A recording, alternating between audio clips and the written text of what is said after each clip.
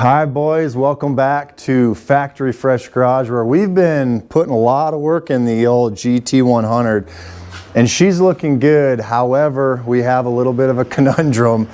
The old GMC 2500 out there, it is sold.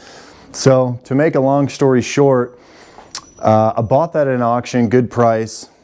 I saw another vehicle on an auction, same truck, just lower miles, a little better condition, and planning on bidding on that.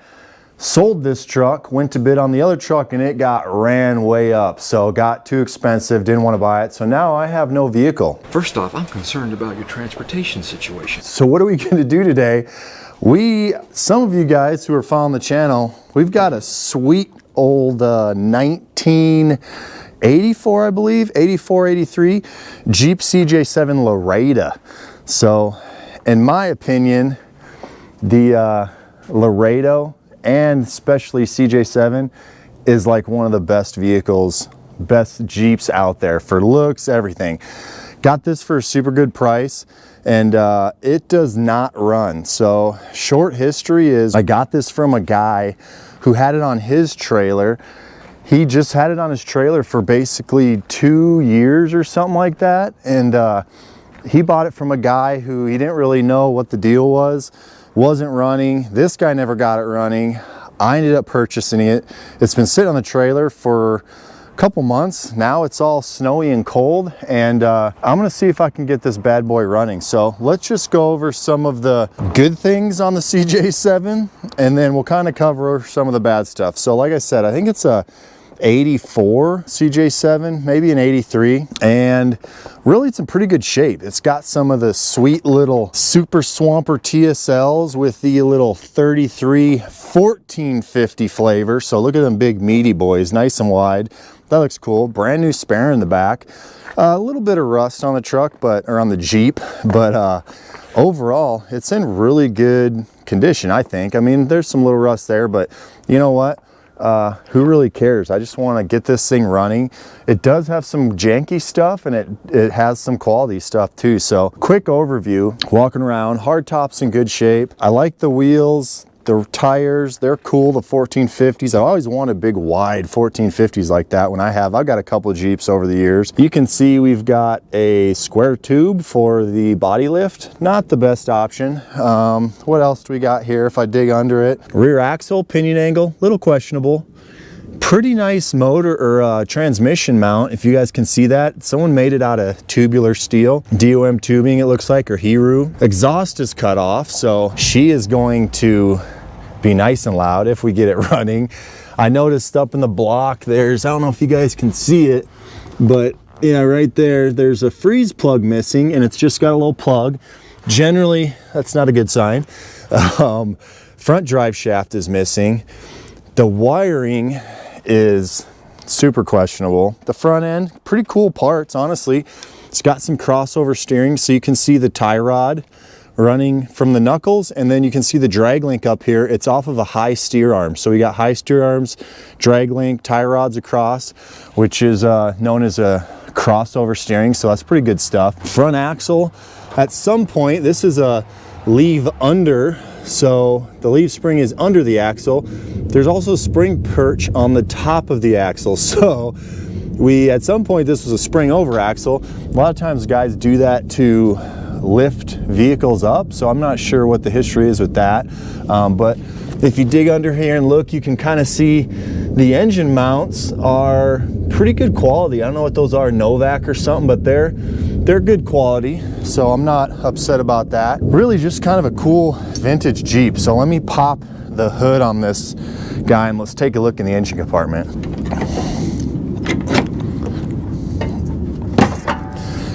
All right, appears to be a Chevy 350, distributors in the back. Carburetor has no air cleaner on it. Not sure if that even functions. I kind of messed with the throttle linkage here, and none of the butterfly valves even open up. Electrical system is definitely questionable. So I did get a wrench on the front crankshaft and turned it over.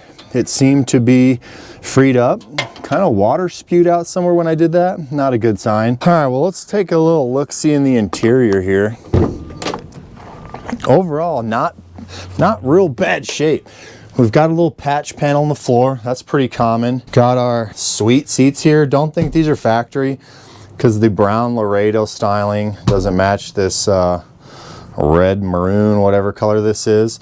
Does have a little A-pillar bar connected into the hoop there. Questionable because it runs right into the windshield bracket mount. Not sure how functional or sturdy that's going to be, but nonetheless, can't be upset about that. And got the back seat. Everything floor wise is really in pretty good condition. So it does have Chevy 350 swap. You can see the automatic transmission. Not sure what it is, but the guy kind of scabbed it in there.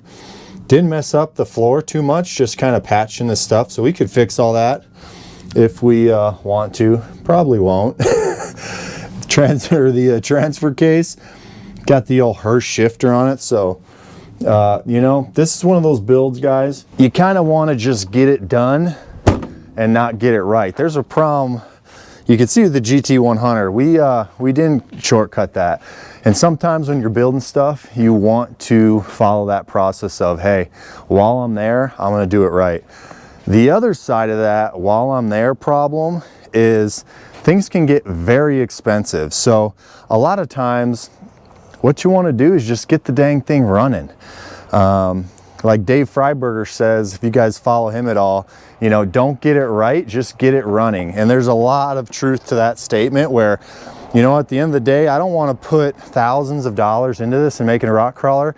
I could show you something in the backyard that I wanted to do that, and it gets so expensive with link suspension and 1-tons and fuel injected motors and all that, and they're cool, but you also get stuck with them for a long time working on them, and potentially you never get the dang things done. So this old girl here is going to be, let's get it running. Okay, so we are going to start troubleshooting that wiring, electrical, fuel, and see if we can't get her to kick over. All right, fellas, well, we got the jumper pack plugged in now, so we have juice.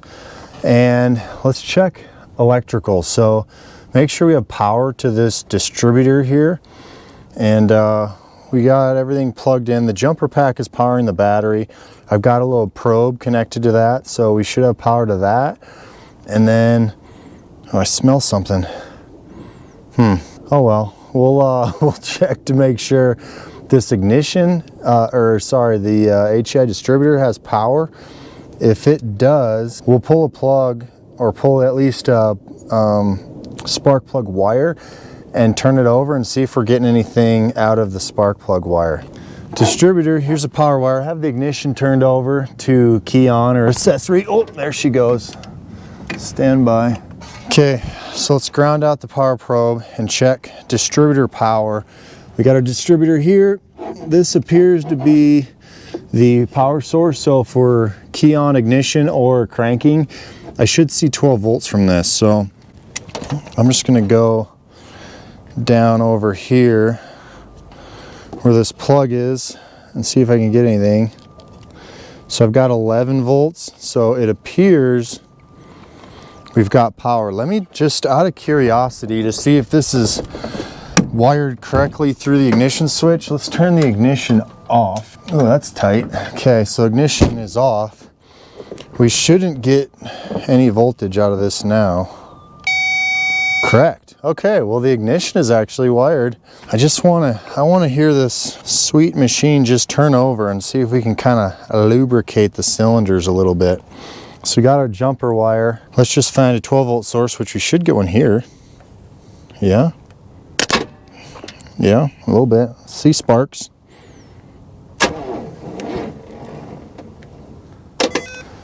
This just is not wanting to give me enough juice. Well,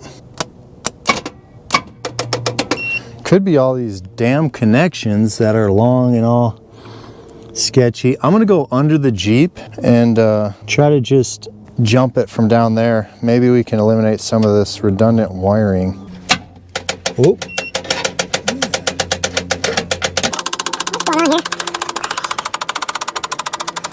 Okay, well,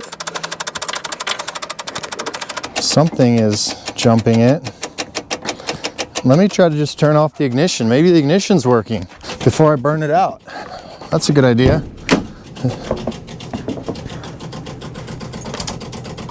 Nope.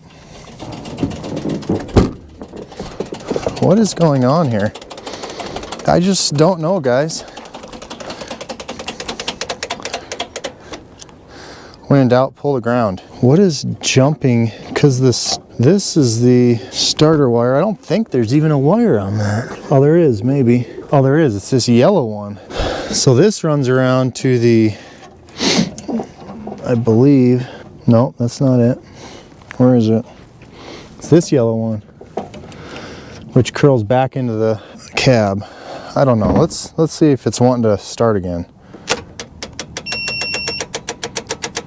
It is. Well, why is it doing that? You know what? What we may have to do is just fix this wiring to the starter, because I don't know why it's wanting to turn over now. All right, well, we're taking a quick little break from the CJ7. We've kind of identified a few issues. Remember, this all started because I sold my daily, was gonna bid at an auction on another daily, and it got bid way up and I couldn't get it. So I basically need a vehicle to drive. So the goal was to get the CJ7 running. We know a few things we have to do with this guy are, we need a new carburetor. I'm just gonna get an Edelbrock aftermarket. We'll possibly need a starter. We're gonna need a battery. As you guys know, I've probably mentioned before, you should never have a daily driver that's a project. Why? Because then you're rushed to try to get stuff done. You're gonna always have inevitable problems. You're gonna have to buy parts, order parts, stuff's gonna break, it's not gonna be reliable. You're gonna get frustrated. I sold my reliable daily and I'm looking for a project daily. So against my own advice, you know what, you gotta do what you gotta do. So I found we're taking a break because on the CJ, we're gonna order some parts. I do have in the backyard an AMC 360 on another Jeep. Here, I'll show it to you guys. You haven't seen this. So we kind of got a rock crawler Jeep build back here. That has a fresh motor. It's been rebuilt, has an AM 360 with the good transfer case. So I may just take the whole thing. It's been missing its intake manifold for a while because I put it on another vehicle I had and I ended up selling. So it's been exposed to the elements a little bit. Hopefully that didn't mess the engine up, but we'll try to clean it up. And the plan is to get a new intake manifold, get the carburetor, put that in it. We'll try to get this one running how it is, but slapping on a new carburetor and going through the rest of the process to get this going should work. I have my suspicions that the motor's not probably healthy, but I probably just panned and you guys saw it in the camera. I didn't realize that. The reason we're taking a break is because I found a daily and it is awesome. So take a look at this old yellow beauty. I'm not gonna lie, not a huge fan of yellow. It is what it is. Those of you guys that know, this is a 1994 OBS. So it's a GMC K1500 four-wheel drive OBS, which stands for the old body style. From 88 to 98, it's an OBS, or also known as a GMT 400. But I wanted a short bed, single cab truck that was four-wheel drive for a couple reasons. Found this one. It's a little rough, but it actually runs pretty good. So it's got, like I said, just single cab, short bed. I think the guy has wheel spacers on it, so the wheels stick out, but really it's not bad. It has a ton of miles on it. Let me show you guys it, but overall there's really no rust. The paint is kind of wearing off here, which we can clean up, but really there's no rust at all on it. That's cancerous. So let me get this hood. Oh god, I'm falling in the snow here. All right, so here we go. It's a 4.3 liter V6. It has a massive amount of miles, so it's got like 250,000 miles, but the ignition, the distributor, the cap stuff's kind of been cleaned up, new plugs, had a quick little tune up with just the wearable items. So overall the thing is really super clean. I got it super cheap. Have a few things to clean up. They had lights wired into it. I'm gonna pull this stuff off. Probably need a new battery, but overall, super clean, really. For what I paid, I only paid $3 grand for it, which maybe, I mean, it's not a killer deal. It's an okay deal though, for what it is. Cause like I said, the body is in great shape. Also, the guy drilled in the cab. I don't know if you guys can see that. Drilled the stinking light bar mount in the top of the cab. We can fix all that. We'll do some metal work and fix it. But high mileage, I mean, bumpers are wore out. There's pieces, emblems and things missing. Taillights, there's some janky aftermarket ones, but really what we want is a single cab, short bed, pretty clean truck. Front grille was a different, earlier version from like 88 to 93, the GMC grill. So realistically, we'll probably change the bumpers, the grill, clean it up real good. But it really runs pretty good. So we got a daily. It feels reliable. I've only had it for a few days. Let me just show you guys. So it's absolutely gutless with that 4.3 liters. It has 250,000 miles, or no, 270,000 miles. So, you know, what can you expect? It is what it is. It ain't gonna shred the tires. We can fix that. We definitely can fix that. So, but just to give you guys an idea, you know, she fires right up and purrs like a kitten. So I'm super happy. It's a good base. Honestly, all the plastic, he put this little plastic cover on it. The dash is in pretty good shape. It's not real rough. Got the little man seat over there. But really it's just some little knick-knack stuff, some bodywork stuff. We got the bones of what we wanted, which was that short bed, single cab truck. So let's talk about what our plans are for this. All right, so I wanted to give you guys a quick little update. She has a lot of potential. What are our plans? Kind of want to ask you guys about this. So here's what I'm thinking. We're going to get this running. We'll get this running, get it off the trailer. Once we can get some of these vehicles all the way, we'll get the other 360 in there. We'll get it all going. It'll be a fun little romp around vehicle. My 5-year-old has laid claim to the Jeep, so that's going to be his. So here's what I'm thinking. Let's do next build. We're going to be working on the Jeep over here, the Zephyr.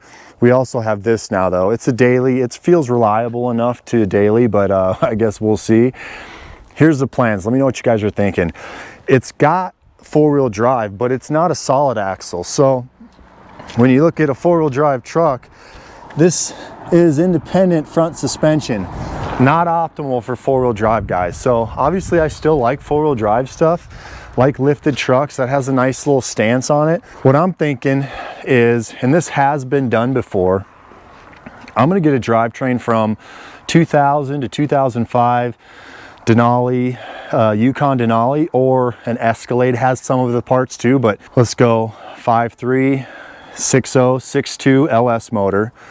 Eventually we'll do a 4L80E. We have to change some stuff. Well, no, we don't. We could do a 4L80E transmission, super heavy duty, and then a transfer case that's all-wheel drive. Get rid of the 4-wheel drive. Not get rid of the 4-wheel drive, make it a 2-wheel drive, but convert the 4-wheel drive to all-wheel drive. Again, people have done this. It seems like a pretty easy conversion, and to have an all-wheel drive, we'll lower it, make a street truck, maybe 500 horsepower at the wheels. We'll need to get an NP, I think 149 transfer case. Again, that comes in those Denalis and Escalades for certain early 2000s. Source a NP 149. We'll pull the whole front diff, all that assembly, so it's not a engagement style 4-wheel drive where I engage it. It has a little vacuum or mechanical solenoid to do that. We'll convert it all so it's just all-wheel drive, a little more reliable. Again, we can pull that from the same donor vehicle. We could get those two parts for under 500 bucks probably. Get an LS motor, get a 4L80E. We may start with the 4L60 because it comes with it. Those don't hold up. We could bolt everything together. Thing is, if we go from a 4L60E to a 4L80, we need to change the input shaft on the 149. There's companies that make them so we can put in the spline for that bigger transmission. But I think just to get going, I realistically think for $2 grand, I could have an engine, a transmission, a transfer case, the whole front end assembly, and set this truck up to be all-wheel drive, lower it. We could put a hot cam in it. I think if we got a 6.2, we could do naturally aspirated, make 500 wheel horsepower, and just set this thing up cool.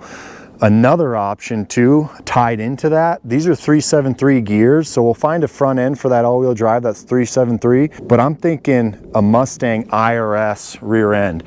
We can graft in the Mustang IRS into the back of that truck, get some coilovers for the front, coilovers rear, and just make it a really nasty little street truck. Maybe put some forced induction in it, turbos or blower, I don't know, we'll see. But I really want to get it lowered, all-wheel drive. If we start with a 6.2, we could make 500 naturally aspirated. But if we had the independent rear suspension like the old GT100, this whole rear clip assembly here for the Mustang, it completely bolts out with this cradle right here. So this cradle will come off. I can get the whole assembly and basically graft on a whole independent from 2015 to 2023 now Mustang IRS rear suspension.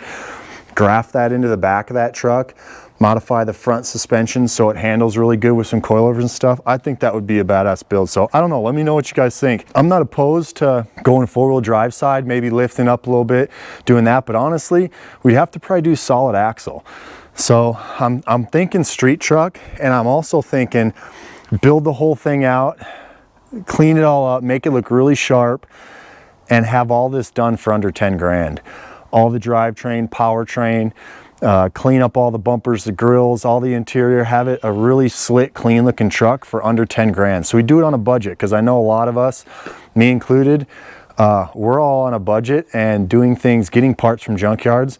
A lot of times those factory OEM parts are great parts, and just building this thing up to be a great little daily driver that rips, all-wheel drive, do some autocross and stuff like that. So I don't know, let me know what you guys think. So we are still working on the GT100, kind of waiting on some parts. You can see I got the carbon fiber gauge bezel in here for our gauges, and the plan was, this is a factory Mustang gauge cluster.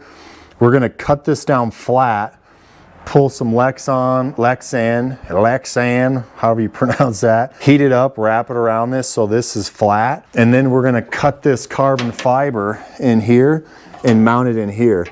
And a lot of you guys may be asking, hey, why are we doing that? We could put some aftermarket gauge or whatever. Reason being, I want to retain all the factory functions in this dash that come with the Mustang, right? Line lock, launch control, adjusting track pack features, which this car that was a donor for this truck was a performance pack. So hence why we're using these switches. The thing is I'm not sure if it's going to work with this gauge cluster. The more I'm looking at this and we cut this down and wrap Lexan, it's going to protrude too much out. It's kind of going to look janky, and I don't want to mess up this carbon fiber dash. So there is another option I've been kind of putting off and trying to avoid because it's expensive. I could spend probably about $2,500 when it's all said and done, get a 2018 Plus all digital dash. The dash is like rectangular, real beautiful, a lot more flat. I wouldn't have to mess with the Lexan. It already is set up correctly, so I could just cut this nice little oval out, and that would be in there. Problem is I need two switches to control all those features. They're still retained with the modern dash. I'll get it programmed so it matches this vehicle and everything, so everything will work with the performance pack features. Problem is, instead of just using one of the switches, we need to use two. So I'm gonna have to mount a second switch, probably just do it right below that one. But I need to order those parts, get them in, and get that all fabbed in before and wired in, because I cut down a lot of the wires, which is why we pulled off the steering wheel. These clock spring wires for all the switches, I need to actually I bought a whole new wiring harness to run in so I can use these wires and add the other second switch we need to run the gauge cluster. So those parts are going to be on the way. We're going to get the dash done, and then we're going to move on to the back of the truck. We got to build the whole bed. It's going to louver and then fill in metal work back here too, and then finish the exhaust. I want to get this interior done with the gauge stuff before it goes to upholstery, because I got to cut into that console, and I want upholstery to have the right stuff to upholster around those switches we're going to put in. We're also working on the window, so the little wing windows. We're pulling them all down. This is what it looked like here. This one's all broken down. We have new glass for everything, new molding and weather stripping, and we are, you know, the chrome door stuff, we're cleaning up in all these windows so we can install them. Those are kind of some of the little things. We're also cut and buffing. You can see we cut and buff up here. We cut up here with wet sand and cutted it with 2000 grit. And then, you know, this still needs to be done. But you can see this is after it was buffed. It's a lot smoother and stuff. So we got to do that stuff too. But we had a little conundrum with the daily driver situation where I sold a vehicle. I couldn't buy the one I wanted to buy, and we need to get some projects running so I could daily them to get to my real job. Jeep, got to order some parts. Just got to do it. I hate just buying a new carburetor instead of rebuilding it, but honestly, we can take that and pull this motor and put it on the motor in the back we talked about, and get this thing running and use that drivetrain back there, because the Jeep back there we're going to build up with some fuel injection. This can be carbureted. Let me know what you guys think with the old GMT 400, old body style GMC. Do you guys like the street truck, all-wheel drive, LS drivetrain? I think it'd be wicked to drive, and I think we could do it and build it and make this truck look freaking awesome for under $10,000, which again, that's not super cheap. It's not something ridiculous, but we could probably even try to do it for under $6,000. But realistically, I want to use reliable parts, good stuff that can make power and be reliable, and I'm not going to have to replace it after a few years. And I think we can do that for under 10 grand. So I don't know. Let me know what you guys think. But quick little update, a little short on the build footage today, but I want to get this out because we're in the middle of some stuff. So let me know, comment below if you like the videos, like, subscribe. I appreciate you guys, and until next time, God bless and long live hot rodding.